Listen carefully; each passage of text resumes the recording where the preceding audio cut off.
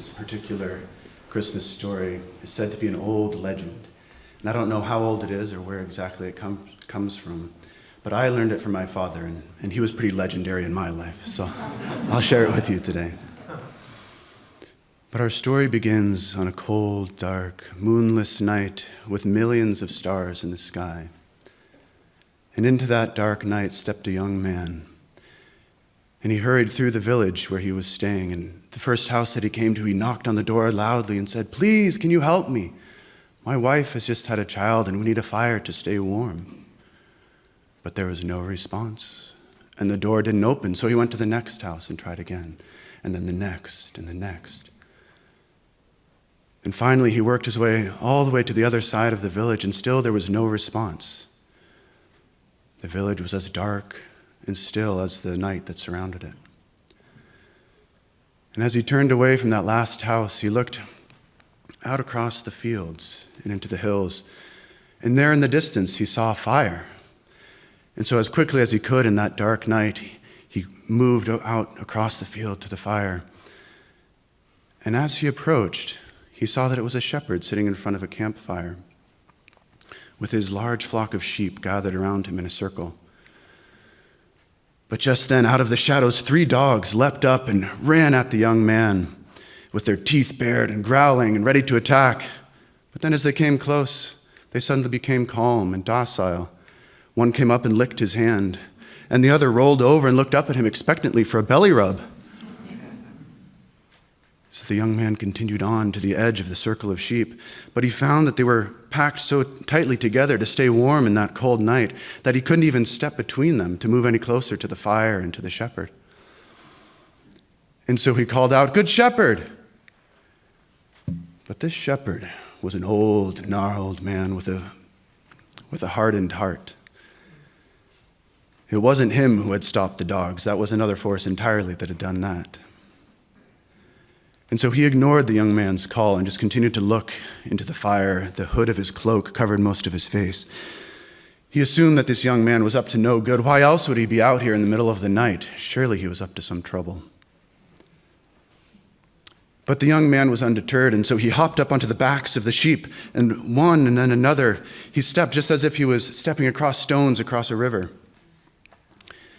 And this was all just too much for the old shepherd, and he slowly rose and grabbed his staff, which was sharpened at one end like a spear. He used it to fend off jackals and other animals to defend his flock. But tonight he threw it as hard as he could at the young man. And it flew straight and true until the last moment, it veered off and disappeared into the night. And the young man continued on the backs of the sheep. He didn't seem to mind that the old shepherd was throwing things at him. Until he came to the edge where the fire was, and he hopped down in front of the fire next to the old shepherd. And he said, "Good shepherd, can you help me? My wife has just had a baby. We need coals to start a fire so that we can stay warm." And the old shepherd was about to tell this young man to get lost. But then he noticed the young man didn't have a shovel to scoop out the coals. He didn't have any pot or anything to carry the coals, so he said, "Sure, take all the coals you want." And the young man was very thankful, and he took the mantle off that he was wearing, and he wrapped it around his hands, and he stuck his hands into the fire and grabbed a large handful of coals. And before the old shepherd could warn him that his hands are going to burn, the cloth is going to scorch, the young man tied up the corners of the cloth and made a makeshift bag and carried the coals off. He hopped up onto the backs of the sheep and disappeared into the night. And the old shepherd stood there bewildered, and he thought the dogs wouldn't attack. The sheep didn't even stir when he walked on their backs. The spear disappeared into the night, veered off mysteriously. The man's hands didn't burn, the cloth didn't scorch. Surely this is no ordinary night. And so he called after the young man, "Wait!" But the young man was already too far away to hear. But as the old shepherd looked into the darkness, he could see the glowing coals glowing through the cloth as the young man continued up to the village. And so quickly he grabbed his satchel and he took off after the young man. And just as the old shepherd was nearing the village, he saw the young man go into a little stable at the other end of the village. And so the old shepherd walked slowly through the village to catch his breath and gather his thoughts. He came up to the stable and he knocked on the door.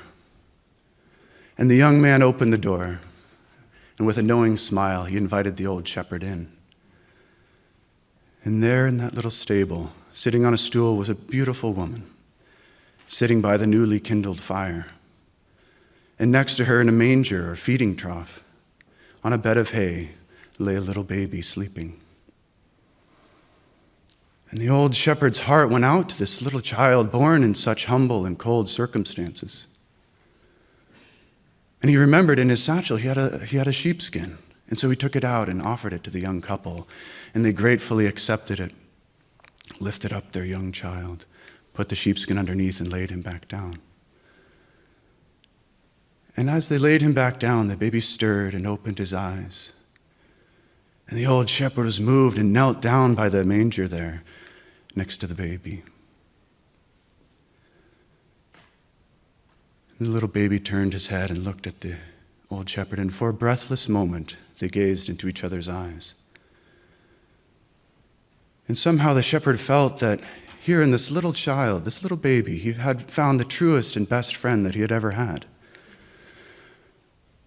And wave after wave of love poured out from that little baby. And he felt that that little child knew all the meanness of his heart, all the bad things he had done. And still wave after wave of love poured into him.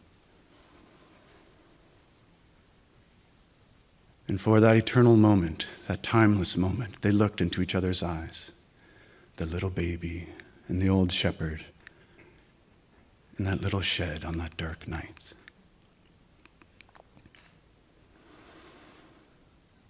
But after a time, the baby's eyes grew heavy, and he drifted softly back to sleep. And the old shepherd stood up and rubbed his eyes and nodded a farewell to the couple. And he turned to leave, and then he saw that that little shed, the little stable, was filled with angels. And he stepped outside, and the sky above the shed as well was filled with angels singing this beautiful heavenly music. But he knew that they had been there all along, even when he arrived, but that he had changed, and now he could see them. And he was grateful. And so the old shepherd walked through the village. And as he did so, he was approached by a band of shepherds from another field, and they were carrying torches, and their eyes were wide with wonder. They had seen angels, they said. They spoke of a baby lying in a manger. And the old shepherd just pointed to the little shed and continued quietly on his way through that dark night, that dark moonless night with millions of stars in the sky. And he found his way back to his flock and back to his fire, and he sat gazing into the fire for a long time. And he knew deep in his heart that he would never be the same again.